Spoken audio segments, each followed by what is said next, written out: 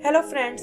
तो आज हम एक ऐसी लड़की की कहानी देखेंगे जो दुनिया की सबसे अनलकी लड़की है, लेकिन फिर उसका सामना एक मैजिकल कैट से होता है और इससे उसकी लाइफ पूरी तरह बदल जाती है। तो चलिए देखते हैं उसकी अमेजिंग स्टोरी को।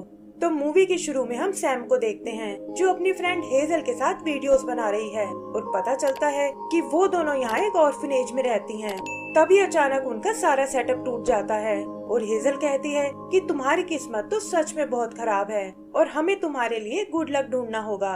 फिर वो अपने इकट्ठे किए हुए कुछ लकी आइटम्स उसे दिखाती है और बताती है कि अब मुझे बस एक लकी कॉइन की जरूरत है और फिर कोई न कोई मुझे अडॉप्ट जरूर कर लेगा।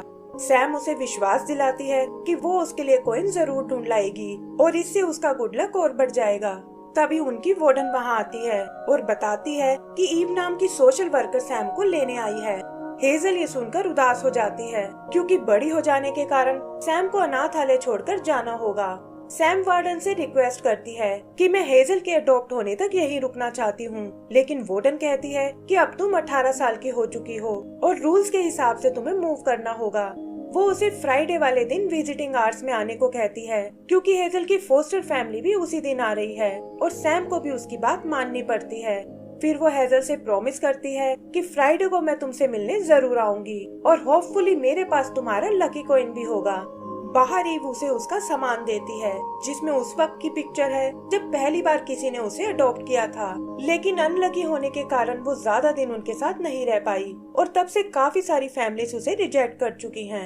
ईव उससे आगे के प्लान के बारे में पूछती है और सैम बताती है कि उसने एक स्टोर में अपने लिए जॉब ढूंढ ली है और कल सुबह उसे ज्वाइन करना है। आगे सैम अपने अपार्टमेंट की चाबी को भी गटर में गिरा देती है और ईव एक नई चाबी देकर बोलती है कि जल्दी ही तुम्हारा लक चेंज हो जाएगा। सुबह भी हम उसके बैड लक की कुछ झलकियां देखते हैं जहां वो कोई भी काम ठीक से नहीं कर पाती, लेकिन किसी तरह मैनेज करते हुए अपनी जॉब तक पहुंच जाती है।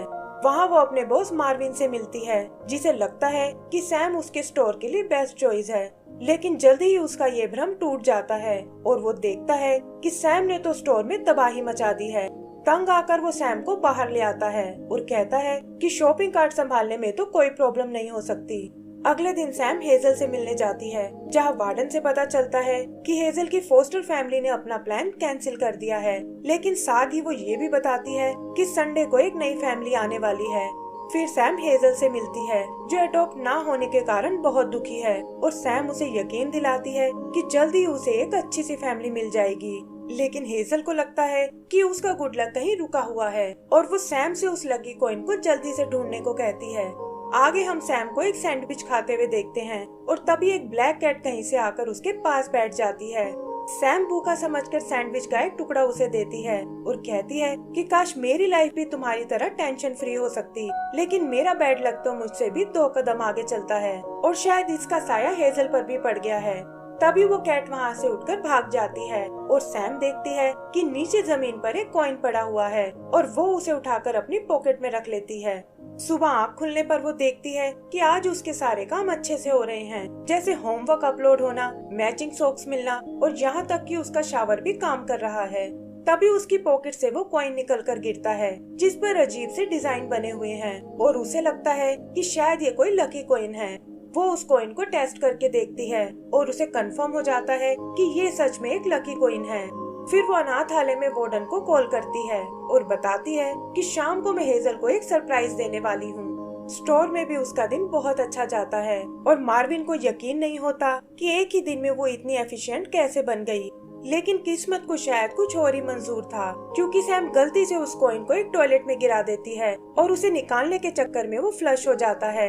शाम को सैम उसी ब्लैक कैट से मिलती है और उसे बताती है कि कैसे कल उसे यहाँ से एक लकी कॉइन मिला था, लेकिन उसने गलती से उसे फ्लश कर दिया। ये सुनकर वो कैट चौंक जाती है और कहती है कि ये आखिर तुमने क्या कर दिया। सैम भी उसे बोलता देखकर बहुत हैरान होती है और तभी वो देखती है कि उसके कॉलर पर भी कॉइन जैसा डिजाइन बना हुआ है और वो समझ जाती है कि वो कॉइन इसी कैट ने मुझे दिया था। वो कैट से वैसा ही एक और कॉइन देने को कहती है, लेकिन देखती है कि कैट तो उससे डरकर भाग रही है। वो भी उसका पीछा करती है, लेकिन बहुत कोशिश करने पर भी कैट उसके हाथ नहीं आती और इससे सैम उदास हो जाती है। तभी उसे कुछ आवाज सुनाई देती है और वो देखती है कि पीछे गली में वो कैट बैठी हुई है जो एक पोर्टल खोलकर उसमें कूद जाती है। सैम को ये सब थोड़ा अजीब लगता है, लेकिन कॉइन लेने के चक्कर में वो भी उसके पीछे उस पोर्टल में चली जाती है और वो उसे एक दूसरी दुनिया में ले आता है। कैट उसे वहाँ देखकर डर जाती है और कहती है कि एक इंसान को यहाँ नहीं आना चाहिए था। सैम कहती है कि अगर ऐसा है तो मैं यहाँ से चली जाऊंगी, लेकिन उसके बदले मुझे एक लकी कॉइन चाहिए। तब कैट उसे बताती है कि तुम इस वक्त गुड लक सिटी में हो और अगर किसी ने तुम्हें देख लिया तो मेरे लिए प्रॉब्लम खड़ी हो जाएगी। तभी कुछ आवाज सुनकर वो सैम को छुपने को कहता है और वो देखती है कि दो लेप्रिकॉन्स वहाँ उससे मिलने आए हैं। पता चलता है कि इस कैट का नाम बॉब है और जो कॉइन सैम ने घुमाया था वो ये कैट्स अपने ट्रैवल के लिए यूज करती हैं और बिना इसके बॉब सिटी के अंदर नहीं जा सकता। सैम को ये भी पता चलता है कि सिटी के अंदर एक कॉइन डिपो है जहाँ से ये सारे कॉइन्स इशू किए जाते हैं और वो बॉब से कहती है कि क्यों ना हम अंदर जाकर एक और कॉइन ले आए, जिससे हेजल के साथ साथ तुम्हारी भी प्रॉब्लम सॉल्व हो जाएगी। बॉब भी कुछ सोचकर उसकी बात मान जाता है और सैम कहती है कि फिलहाल अंदर जाने के लिए तुम मेरे बटन का यूज कर सकते हो। आगे उनका सामना एक कैप्टन नाम के लेप्रिकॉन से होता है जो यहाँ की सिक्योरिटी हेड है, लेकिन उस बटन की मदद से बॉब और सैम उससे बच निकलते हैं। फिर बॉब उसे लेप्रिकॉन्स के लॉकर रूम में ले आता है और बताता है कि ये मेरे दोस्त जेरी का लॉकर है, जिसकी जॉब इस वक्त कॉइन डिपो में है। सैम वो कपड़े पहनकर एक लेप्रिकॉन बन जाती है और बॉब सबको बताता है कि ये लैटविया नाम के एक मैजिकल कंट्री से आई है जहाँ के लेप्रिकॉन्स बहुत बड़े होते हैं। आगे वो जेरी से मिलने उस कॉइन डिपो में आते हैं जो सैम के साइज को देखकर बहुत इम्प्रेस होता है और तब बॉब उसे कहता है कि सैम कॉइन डिपो का एक टूर करना चाहती है। जेरी इसके लिए तैयार हो जाता है और बताता है कि आज हम कॉइन्स को पॉलिश करने वाले हैं और तुम भी इसमें हमारी मदद कर सकती हो। सैम वहाँ उन कॉइन्स को चुराने की कोशिश करती है, लेकिन देखती है कि एक सकिंग मशीन उन्हें खींचकर ऊपर ले जाती है और तभी उसके हाथ में अपना खुद का बटन आ जाता है। जल्दी ही सैम के बैड लक से वहाँ गड़बड़ हो जाती है और वो बटन भी उससे छूटकर उस मशीन में चला जाता है। लेप्रिकॉन्स बिल्डिंग को खाली करा लेते हैं और बॉब सैम को बताता है कि अब कैप्टन को बटन के बारे में पता चल जाएगा और हमें कॉइन को भूलकर यहाँ से निकल जाना चाहिए। तभी उनसे मिलने जेरी वहाँ आता है और सैम उसे सारी सच्चाई बता देती है कि कैसे वो यहाँ एक कॉइन चुराने आए थे। जेरी ये सुनकर घबरा जाता है और कहता है कि कैप्टन इसके लिए तुम्हें बैड लक सिटी में भेज देगी जो गुड लक सिटी के ठीक नीचे बनी हुई है। फिर वो उन्हें एक बनी ड्रोन के बारे में बताता है जो किसी भी खोए हुए कॉइन को ढूंढ सकता है, लेकिन उसे चलाने के लिए लक क्रिस्टल की जरूरत पड़ेगी। फिर वो सब उस लक क्रिस्टल को लेने जाते हैं जिसे बनाने वाले कुछ बिग फोरमैन हैं और सैम वहाँ एक बड़े से ड्रैगन को देखती है। जेरी बताता है कि ये गुड लक सिटी की मेयर बेब है और इसके पास ऐसी पावर्स हैं जिससे ये बैड लक को कहीं से भी स्मेल कर सकती है। आगे हम उन पिग्स को वो क्रिस्टल बनाते हुए देखते हैं और वो उसमें से एक को चुरा लेते हैं। फिर जेरी उन्हें कंट्रोल रूम में जाने को कहता है और खुद उस बनी ड्रोन को एक्टिवेट करने जाता है। इधर बॉब सैम को रैंडोमाइजर मशीन दिखाता है जिस पर गुड लक और बैड लक के 2 स्टोन्स लगे हुए हैं जो गुड लक और बैड लक के क्रिस्टल्स को अपनी ओर खींचते हैं और फिर सप्लाई लाइंस के थ्रू उन्हें दुनिया भर में पहुंचाते हैं। आगे हम उन्हें उस ड्रोन को एक्टिवेट करते हुए देखते हैं जो पोर्टल से निकलकर सिटी के सीवर प्लांट में जा पहुंचता है और वहां उस कॉइन को ढूंढ लेता है। तभी वो स्क्रीन पर कैप्टन को देखते हैं जिसे बटन की सच्चाई का पता चल जाता है और वो कहती है कि जल्दी ही मैं उस चोर को ढूंढ निकालूंगी। इधर ड्रोन पैनी लेकर वापस आ जाता है, लेकिन इससे पहले कि जेरी उसे पकड़ पाए वैक्यूम उसे खींचकर बैड लक सिटी में ले जाता है।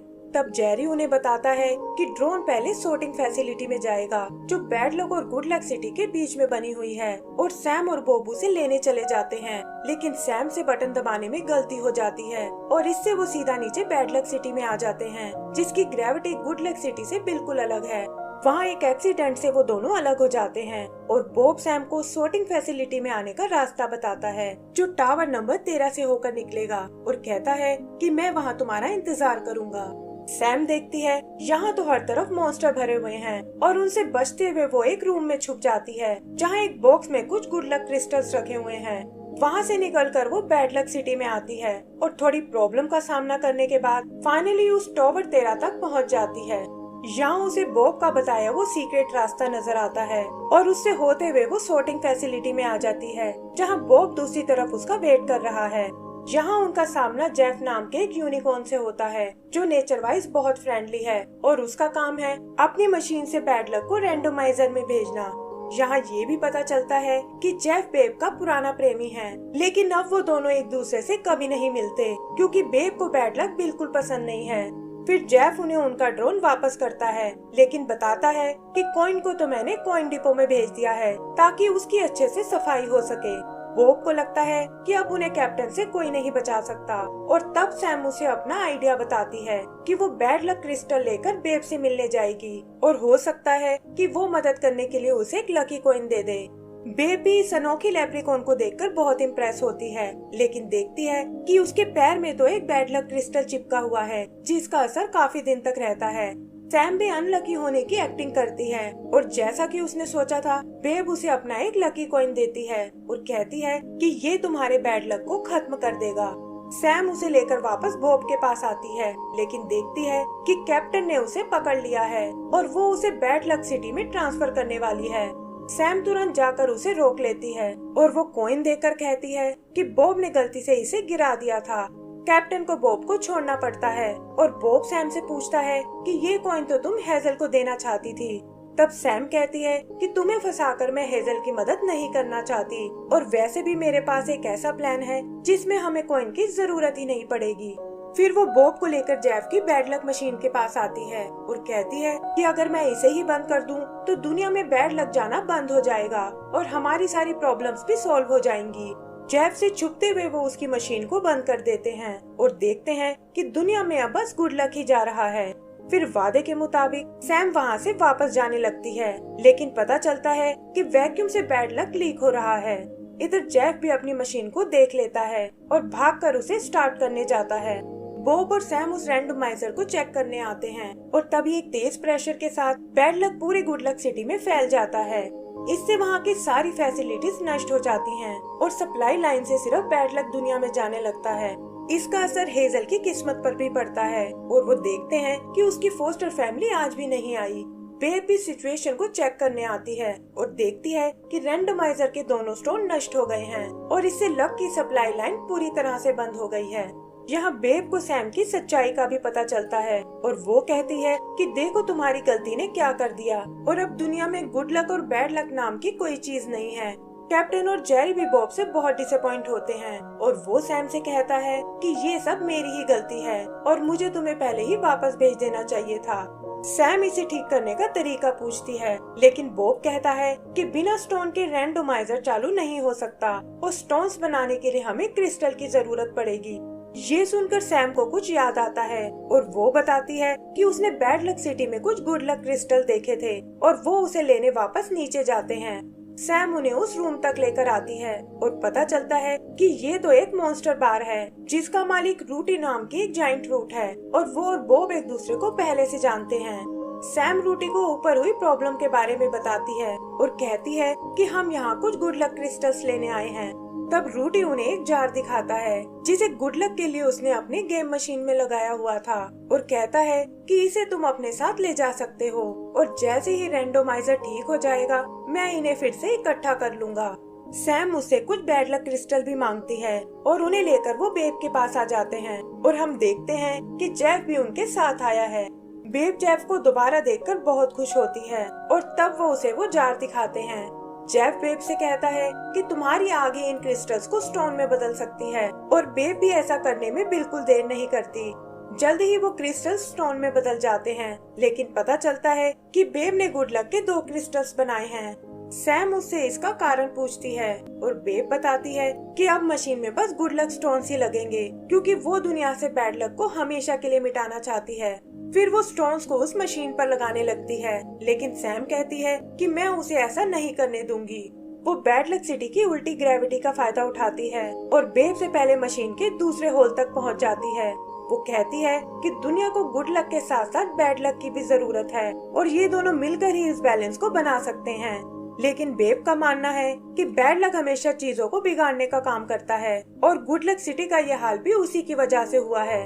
तब सैम उसे बताती है कि यहाँ जो कुछ हुआ वो सब मेरी गलती है और बैड लक मॉन्स्टर्स तो असल में तुम्हारी मदद करने आए हैं। फिर वो बेब को जेफ की याद दिलाती है कि कैसे वो हमेशा से उसे बहुत प्यार करता है और बेब भी उसकी बात समझ जाती है। आगे वो बैड लक स्टोन को उसकी जगह पर लगाते हैं और इससे रैंडमाइजर फिर से एक्टिवेट हो जाता है उसकी पावर जल्दी ही लक के बैलेंस को रिस्टोर कर देती है और वहाँ सब कुछ पहले जैसा हो जाता है। सप्लाई लाइंस भी फिर से शुरू हो जाती हैं और सैम देखती है कि हेजल को भी फाइनली एक फैमिली ने अडॉप्ट कर लिया है। आगे वो सब बेब के साथ उस मॉन्स्टर बार में आते हैं और रूटी को वो गुड लक स्टोन गिफ्ट करते हैं। बेब भी उनसे अपनी सारी दुश्मनी भुला देती है और हम लोग मिलकर उन्हें पार्टी करते हुए देखते हैं। कैप्टन बॉब से वापस जॉब पर आने को कहती है, लेकिन उसने तो कुछ और ही सोच रखा था और वो कहता है कि अब से मैं सैम की फैमिली बनकर रहना चाहता हूँ और सैम ये सुनकर उसे गले से लगा लेती है। आगे का सीन 1 साल बाद का है जहाँ सैम ने अपने बैड लक को एक्सेप्ट कर लिया है और फिर वो बॉब को लेकर हेजल से मिलने जाती है। एंड सीन में हम उन तीनों को मस्ती करते हुए देखते हैं और इसी के साथ हमारी ये मूवी खत्म हो जाती है। तो दोस्तों, अगर आपको ये मूवी पसंद आई हो तो प्लीज हमें लाइक एंड सब्सक्राइब करना ना भूलें। Thank you.